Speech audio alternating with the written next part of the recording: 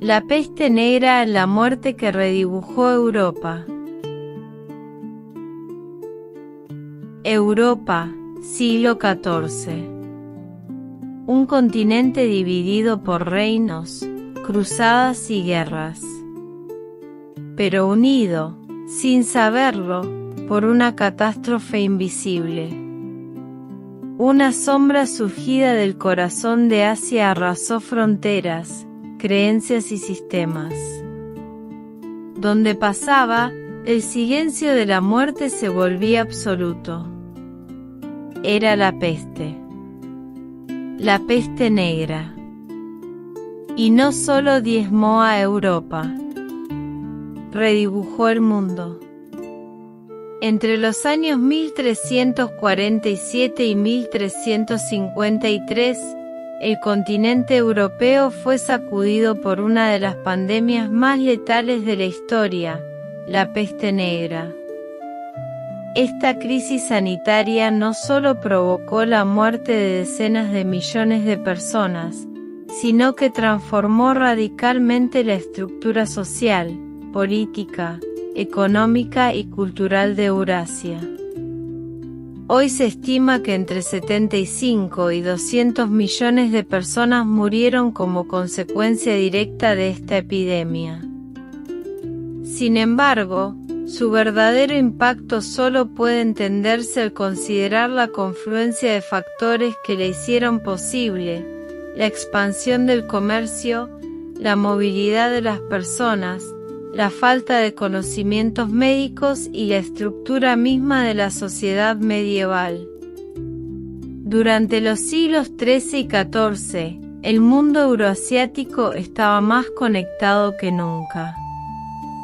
El imperio mongol, en su apogeo, ofrecía una relativa estabilidad política y militar que favorecía el comercio a lo largo de la ruta de la seda. Ciudades como Samarcanda, Bagdad, El Cairo y Constantinopla eran centros comerciales de gran dinamismo. Al mismo tiempo, Europa comenzaba a salir del aislamiento feudal, incrementando su comercio con Asia y África del Norte. Sin embargo, la densidad de población creciente, el hacinamiento urbano, las condiciones sanitarias deficientes y el escaso conocimiento médico hacían que las ciudades fueran vulnerables a cualquier brote epidémico. La peste encontraría en estas condiciones un terreno fértil para su expansión. Nuevas investigaciones, el hallazgo en Kirguistán. Durante siglos, los estudiosos debatieron sobre el verdadero origen geográfico de la peste. Las teorías apuntaban al este de Asia, pero sin pruebas concluyentes. Esto cambió recientemente gracias a una investigación publicada en 2022 en la revista Nature. Un equipo interdisciplinario de genetistas e historiadores analizó restos humanos en 2 cementerios de la región de Issyk-Kul, en Kirguistán. Allí, en lápidas datadas en 1338 y 1339, se identificaron referencias explícitas a una pestilencia. El análisis del ADN antiguo confirmó que los restos contenían la cepa más antigua conocida de Yersinia pestis, la bacteria responsable de la peste negra. Este hallazgo posiciona a Asia Central como epicentro del brote que pronto cruzaría Eurasia. Se trató de una mutación clave que dio origen a las variantes que asolarían Europa años después. Los análisis del genoma de Yersinia pestis revelaron además que se trataba de una cepa ancestral, la base del árbol genético de la peste. Los científicos asocian precisamente la aparición de la peste negra en Europa a un Big Bang genético.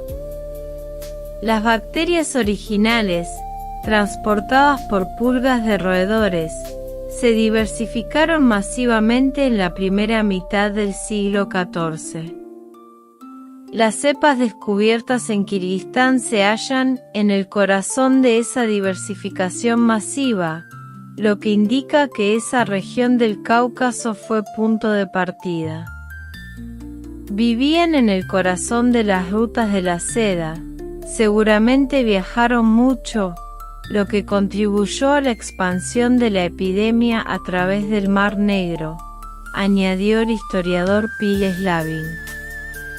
Hoy, ese hallazgo no solo nos permite rastrear el origen de una catástrofe pasada, también nos recuerda que, incluso en el siglo XXI, nuevas pandemias pueden brotar desde los mismos corredores de contacto global. Lo invisible sigue teniendo el poder de alterar el curso de la historia. La llegada a Europa y la expansión fulminante. La Yersinia pestis se transmite principalmente a través de la picadura de pulgas infectadas que parasitan ratas negras. Cuando éstas mueren, las pulgas buscan nuevos hospedadores, incluidos los humanos. Existen 3 formas clínicas de la enfermedad: la bubónica, la más común, la septicémica y la neumónica. Esta última podía transmitirse por vía aérea, lo que la hacía aún más difícil de controlar. El comercio marítimo fue el principal vector de entrada. En 1347, barcos genoveses provenientes de Cafá, Crimea, llegaron al puerto de Mesina, en Sicilia. La tripulación presentaba síntomas visibles, y poco después, la enfermedad se expandió como fuego en un bosque seco.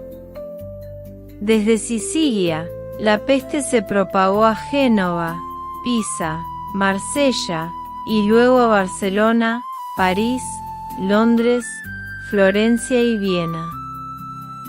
Las rutas comerciales por tierra y mar actuaron como canales de transmisión. En menos de 4 años, casi toda Europa estaba afectada. Las tasas de mortalidad variaban entre el 30 y el 60% de la población, dependiendo de la región. Nunca antes el comercio había conectado tanto al mundo. Y nunca antes ese mismo comercio había sido el vehículo de una tragedia tan global.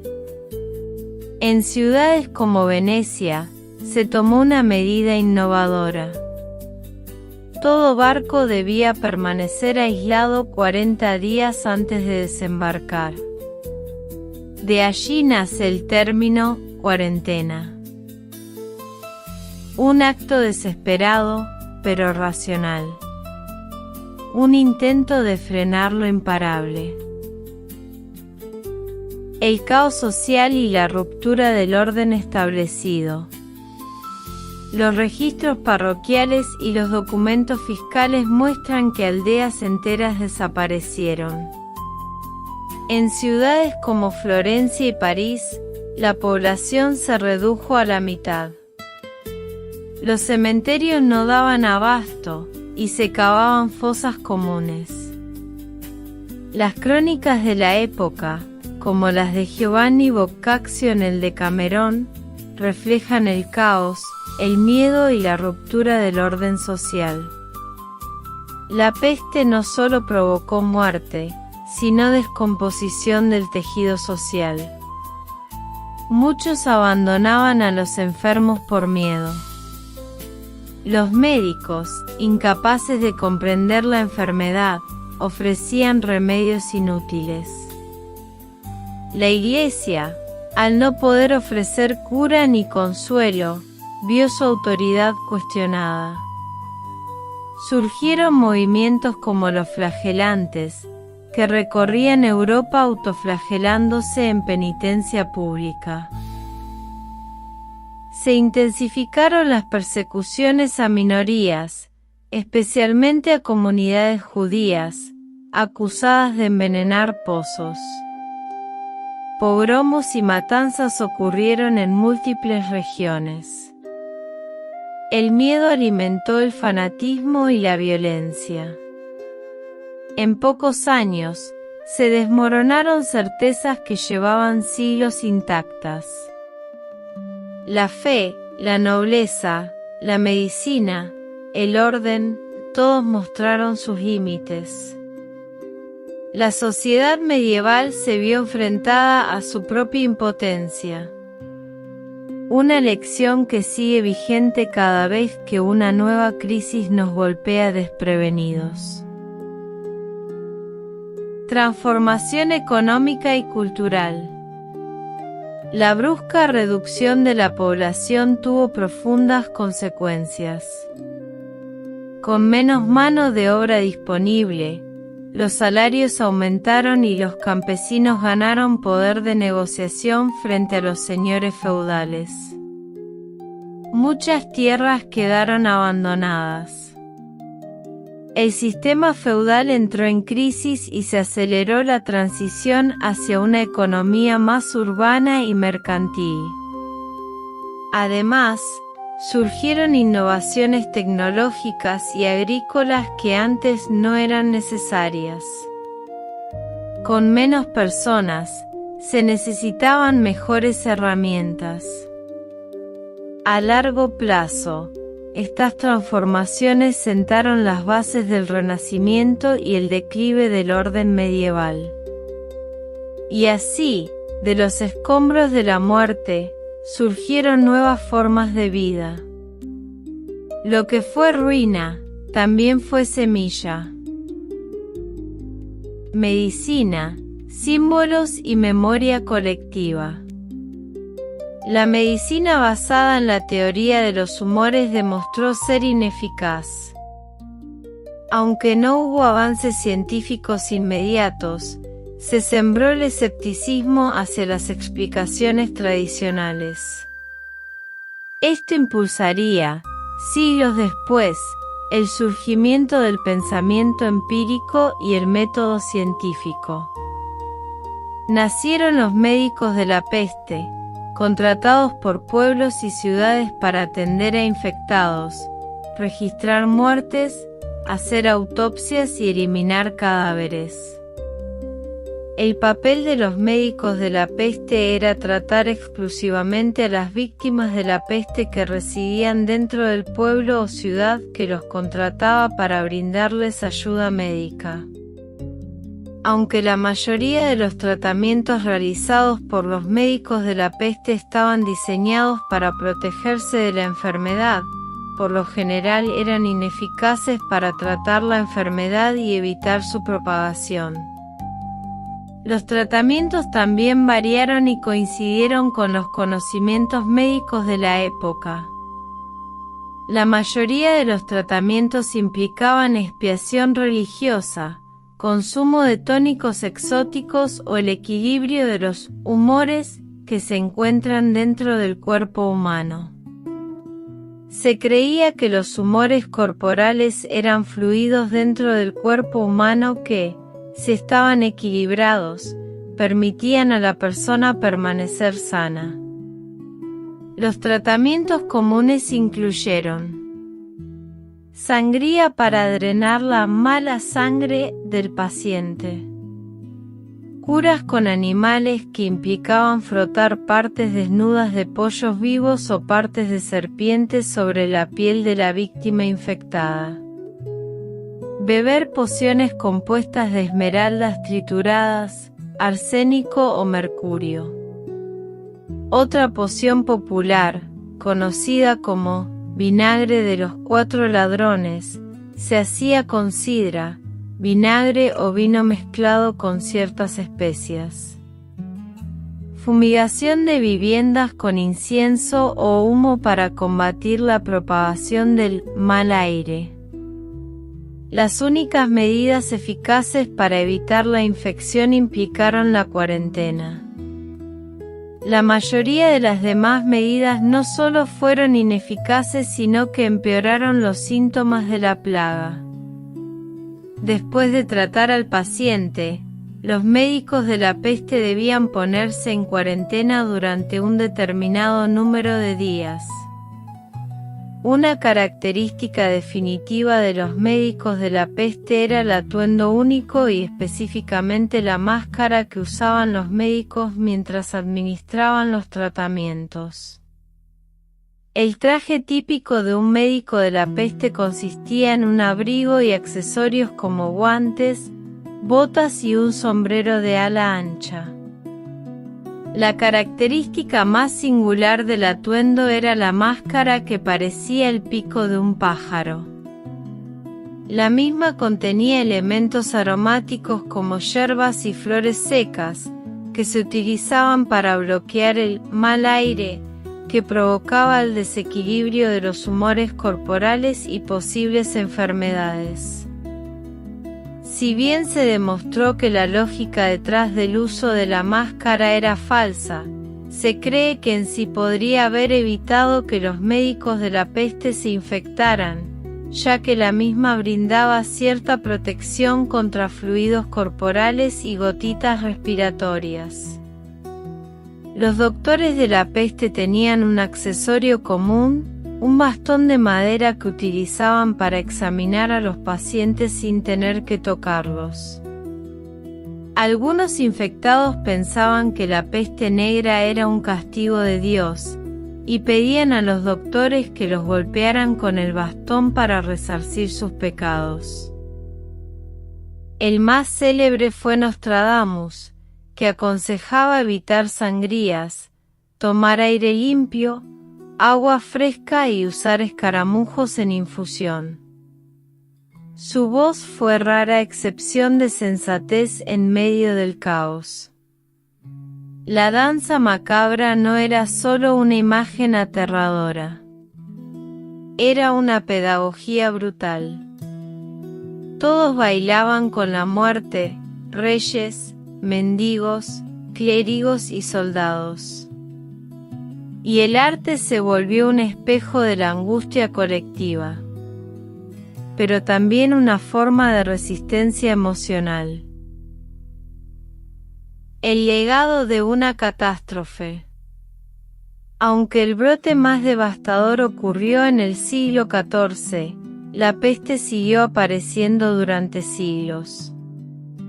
El último gran brote fue en Marsella, en 1720. Solo con los avances bacteriológicos del siglo XIX y el control de vectores en el siglo XX se logró frenar su propagación. Hoy, aún hay casos en regiones como Madagascar o el suroeste de Estados Unidos. Se trata con antibióticos, pero no ha desaparecido por completo. La peste negra fue una tragedia de proporciones colosales, pero también un punto de inflexión.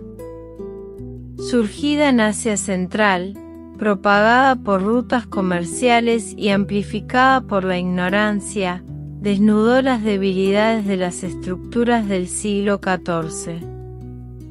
Hoy, cuando el mundo se enfrenta a nuevas amenazas sanitarias, ecológicas o tecnológicas, la historia de la peste negra nos habla con una voz antigua, pero urgente. No todo renacimiento viene del progreso planificado. A veces, renacemos porque no queda otra cosa que hacerlo.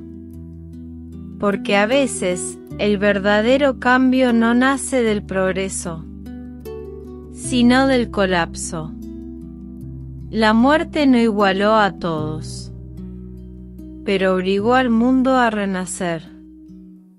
Una herida que cambió el orden social, que abrió paso al pensamiento moderno, que quebró certezas y sembró otras.